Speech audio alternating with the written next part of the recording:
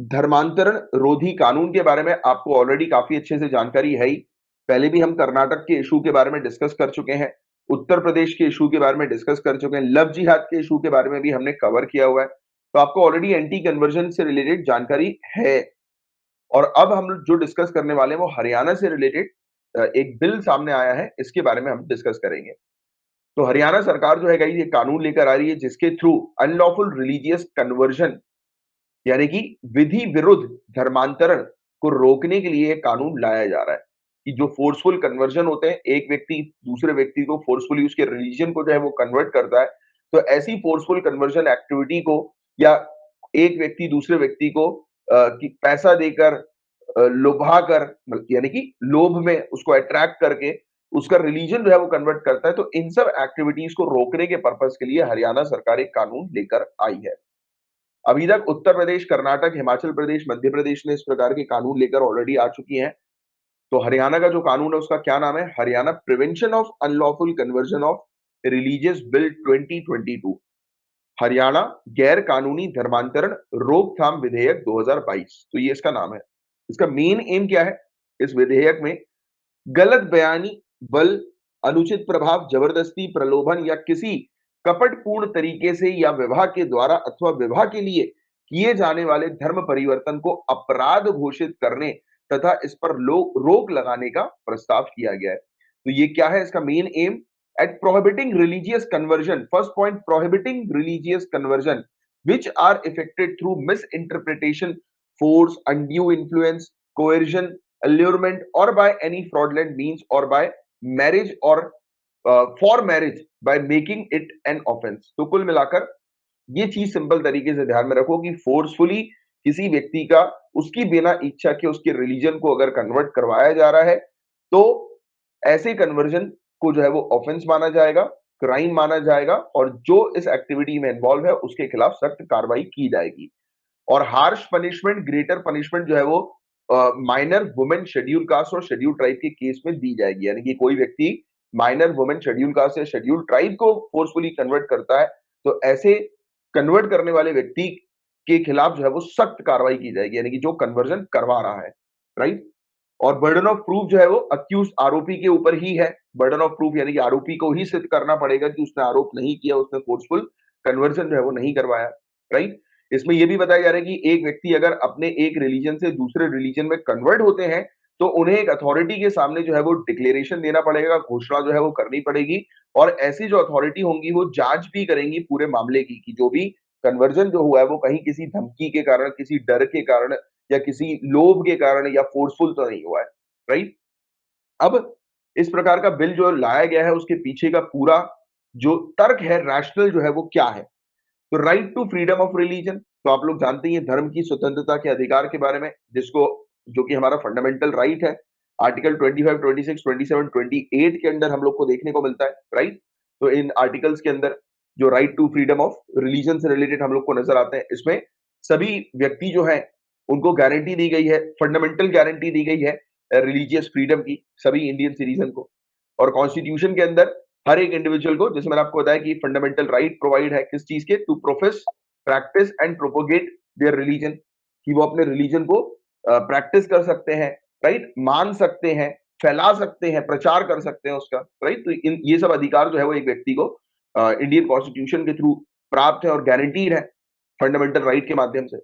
और हालांकि धर्म की स्वतंत्रता के व्यक्तिगत अधिकार का विस्तार धर्मांतरण के सामूहिक अधिकार का अर्थ लगाने के लिए नहीं किया जा सकता। मतलब कि एक इंडिविजुअल राइट जो है, मतलब एक व्यक्ति का जो धर्म की स्वतंत्रता का जो अधिकार है, एक इंडिविजुअल का जो अधिकार है, आप उसको किसके अंडर जो है वो नहीं ला सकते, तो आप उसको सामूहिक अधिकार के अंदर, कलेक्टिव राइट के अंदर नहीं ला सकते। मतलब कि individual right is totally different and collective right is totally different. इसको मैं और तरीके से अगर आपको समझाऊं तो कहीं जैसे आपको पता होगा कि जैसे कई बार आपने, जैसे मैं अपनी खुद की बात करता हूं, जैसे कि मैं जो हूं मेरे घर की अगर मैं बात करूं आपसे एक एग्जांपल के तौर पर, जैसे मेरा छोटा भाई है तो वो ज्यादा रिलीजियस एक्टिविटीज में इन्वॉल्व नहीं है, राइट। उसका मानना है कि मतलब ठीक है भगवान है, देयर इज अ पावर, उसका ये मानना है, बट वो इस प्रकार की रिलीजियस प्रैक्टिस में यानी कि पूजा पाठ में उतना एक्टिवली इन्वॉल्व नहीं होता जितना कि मैं होता हूँ या जितना कि मेरे पापा, मेरी मम्मी होते हैं, मम्मी तो सबसे ज़्यादा होती है ना? तो ये क्या है, हमारी घर के अंदर कलेक्टिव राइट की अगर हम बात करें कि भाई कलेक्टिव सभी का है कि भाई सभी को जो है वो पूजा करवानी है, सभी को जो है वो घर पर बैठना है। बट उसका इंडिविजुअल राइट जो है वो अलग है, उसका इंडिविजुअल व्यक्तिगत अ, अधिकार जो है वो अलग है ना? तो वो उसकी खुद की पर्सनल बिलीफ है। तो ये वाली चीज़ है कि आप किसी को फोर्स नहीं कर सकते हो, राइट? किसी चीज़ करने के लिए। तो ये वाली चीज़ यहाँ पर एक्सप्लेन करने की कोशिश की गई है। तो this point needs to be understand. ये बहुत इंपॉर्टेंट पॉइंट है, राइट? कि हमारी कंट्री के अंदर किसी को भी आप चाहे वो रिलीजन में कन्वर्ट करवाने वाली बात हो या रिलीजियस बिलीफ वाली बात हो, जैसे होता है ना कि आपकी खुद की कुछ लोग नास्तिक होते हैं, आपने देखा होगा काफी सारी फैमिली के अंदर कुछ लोग बहुत पूजा पाठ वाले होते हैं और एक व्यक्ति बिल्कुल ही टोटली नास्तिक होता है, उसको कोई मतलब नहीं होता पूजा पाठ से। जैसे मैं अपनी अगर पर्सनली भी अपनी जो है वो कुछ बात करूं, तो जैसे कि मैं ब्राह्मण हूँ और मेरा जनेऊ भी जो है वो हो चुका है, but I I don't carry that thread, religious sacred thread जो होता है ना, तो वो मैं कैरी नहीं करता क्योंकि it is very difficult for me to carry, क्योंकि उसके नियम, उसके रूल्स जो है वो फॉलो करना। तो it is my personal belief कि नहीं यार मुझे नहीं करना, है ना? तो ये वाली चीज है कि हर एक इंडिविजुअल को जो अधिकार प्राप्त है वो अपने अकॉर्डिंग चीज जो है वो कर सकता है, राइट? बात समझ में आई यहां तक? क्योंकि धार्मिक स्वतंत्रता का अधिकार धर्मांतरण करने वाले व्यक्ति और जिस व्यक्ति ने धर्मांतरण की मांग की है, उसका समान रूप हम लोग को देखने को मिलता है, राइट? तो ये चीज हम लोग को नजर आती है। तो ये चीज आपको इंडिविजुअल राइट और कलेक्टिव राइट के बीच में प्रॉपर डिफरेंस जो है वो आपको पता होना चाहिए, राइट? अब एंटी कन्वर्जन लॉ के पीछे, यानी कि ये जो इस प्रकार के जो धर्मांतरण विरोधी कानून जो हम लोग को देखने को मिल रहे हैं, इसके पीछे क्या तर्क हम लोग को नजर आते हैं? एक तो फोर्सफुल कन्वर्जन को रोकना, राइट? सेकेंडली, किसी को प्रलोभन दिया जा रहा है, किसी को उकसाया जा रहा है कन्वर्ट होने के लिए, उस चीज को रोकना। और रिलीजियस कन्वर्जन जो है वो एक फंडामेंटल राइट नहीं है, धर्म परिवर्तन एक मौलिक अधिकार नहीं है। तो ये इसके पीछे के तर्क हम लोग को देखने को मिलते हैं। अब क्रिटिक्स जो है वो क्या कहते हैं, तो क्रिटिसिज्म जो आलोचक जो हम लोग को देखने को मिलते हैं, उन्होंने काफी सारी चीज जो है वो सामने उठाई है, जैसे कंसेप्ट ऑफ लव जिहाद की उन्होंने बात करी है कि कंसेप्ट ऑफ लव जिहाद को कोई भी कॉन्स्टिट्यूशनल या लीगल बैकिंग जो है वो नहीं मिली है। इन्होंने आर्टिकल 21 को पॉइंट कि एक व्यक्ति अपनी चॉइस के अकॉर्डिंग किसी से भी मैरी कर सकते हैं, किसी से भी शादी कर सकता है, राइट? और आर्टिकल 25 के तहत एक व्यक्ति को पूरी तरह से जो है वो आजादी है। इवन आजादी ये भी है कि अगर उसको कोई भी रिलीजन फॉलो नहीं करना तो वो नहीं करेंगे, तो इस चीज की भी जो है वो उनको आजादी है प्रॉपर तरीके से। जब उनको किसी रिलीजन को फॉलो करने की आजादी है, तो आप उनकी आजादी पर इंक्वायरी क्यों कर रहे हो, क्यों जांच कर रहे हो, राइट? तो दिस इज द इशू। और ऑनरेबल सुप्रीम कोर्ट ने मैरिज और कन्वर्जन के ऊपर जो है वो क्या कहा, तो काफी सारे केसेस, काफी सारे जजमेंट हम लोग को ऐसे सामने नजर आए जिसमें बताया गया कि कोर्ट के पास कोई भी क्षेत्र अधिकार नहीं है एक अडल्ट की right to choose a life partner का, कोई भी मतलब कि अधिकार नहीं है, मतलब कि एक व्यक्ति अपनी पसंद के पार्टनर के साथ, किनके साथ उन्हें शादी करनी है, किनके साथ नहीं शादी करनी है, किनको चूज करना है, किनको नहीं करना है, तो कोर्ट का क्षेत्र अधिकार इसके बारे में कोई भी बात नहीं करता है। कोर्ट बोलता है कि एक अडल्ट के पास अपने 100% राइट्स है, 100% अधिकार है अपने लाइफ पार्टनर को चूज करने के, राइट?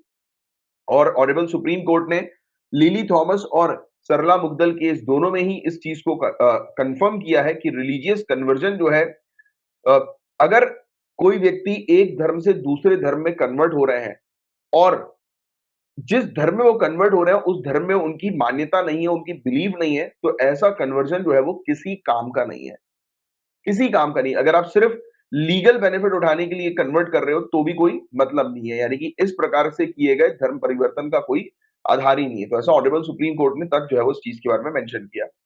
सलामत अंसारी, प्रियंका खारवार केस जो हम लोग को देखने को मिला था इलाहाबाद हाई कोर्ट का 2020 में, तो उसमें ये चीज मेंशन की गई थी कि right to choose a partner और live with a person of choice was a part of fundamental right to life and liberty. तो इस केस में क्लियर हो गया था कि आर्टिकल 21 के अंदर ये अधिकार भी जो है वो ऐड कर दिया गया है कि एक व्यक्ति को अगर अपने लाइफ पार्टनर के साथ रहना है या चूज करना है, तो वो व्यक्ति पूरी तरह से आजाद है चूज करने के लिए अपने लाइफ पार्टनर को, या फिर जिस भी व्यक्ति के साथ वो रहना चाहते हैं उनको चूज करने का पूरा उनको अधिकार है, right?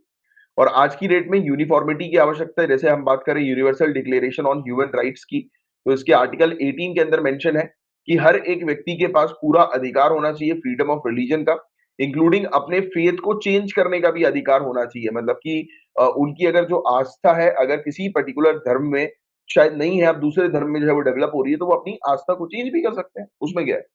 Right, since it is a state subject, जैसे कि ये स्टेट सब्जेक्ट है तो सेंटर को जो है वो एक मॉडल लॉ तैयार करना चाहिए, जैसे model law on contract farming इन्होंने तैयार किया था, ऐसे एक मॉडल लॉ जो है वो इनको तैयार करना चाहिए।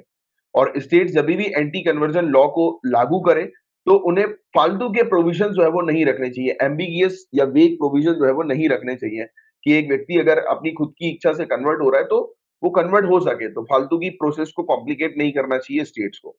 और एंटी कन्वर्जन लॉ के अंदर कुछ ऐसे प्रोविजन जो है वो लाए जाएं, कुछ ऐसी वैलिड स्टेप्स जो है वो लाए जाएं जिसके तहत माइनॉरिटी कम्युनिटी इंस्टीट्यूशंस भी जो है वो कन्वर्जन एक्टिविटी में इन्वॉल्व हो सकें इजीली।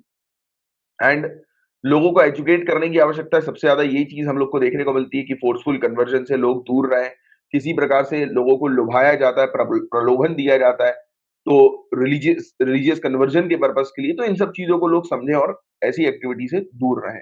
राइट, तो ये चीज हम लोग को देखने को मिलती है। और मेरा तो गाइस पर्सनल ओपिनियन इस मैटर पर ये कहता है कि पता है क्या होता है कि अगर आप किसी के ऊपर मतलब किसी को बार बार इस चीज के बारे में रोकने की कोशिश करोगे ना, तो लोगों को जागरूकता जो है वो पैदा होगी कि यार ये ऐसा क्यों किया जा रहा है। And I totally don't understand कि लोग मतलब इस प्रकार की एक्टिविटी में यानी कि किसी को जानबूझकर फोर्स क्यों करते हैं कि यार तुम ये धर्म में जो है वो कन्वर्ट हो जाए। I totally don't understand about this this thing. मेरा तो पर्सनली, और मैंने आपसे हमेशा कहा जब भी रिलीजन की बात आती है तो आपको एक स्टेप पीछे रहकर ही अपने आंसर्स में जो है वो मेंशन करना है चीजें। अपने आंसर में आपको सिर्फ कॉन्स्टिट्यूशन में दी गई बातें और जो अभी जैसे हमने रिलीजियस कन्वर्जन के बारे में भी इतना सब कुछ डिस्कस किया, तो जो ऑनरेबल सुप्रीम कोर्ट के जजमेंट थे, लिली थॉमस मुगदल वाला जजमेंट जो हम लोग को, सरला मुगदल वाला जजमेंट, तो ऐसी चीजें आप मेंशन करो, 2-4 पॉइंट्स जो है वो इस प्रकार की याद रखो।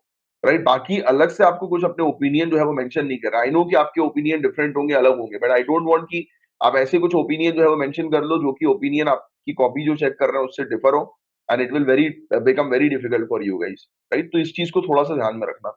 राइट, और मेरा पर्सनल तो यही कहता है कि पता नहीं क्यों लोग इस प्रकार के मतलब चीजों में जो है वो इन्वॉल्व होते हैं कि किसी को रिलीजियसली किसी को कन्वर्ट करो। भाई सबका मालिक एक ही है यार, सबका खून लाल ही है, ऊपर वाला तो एक ही है ना।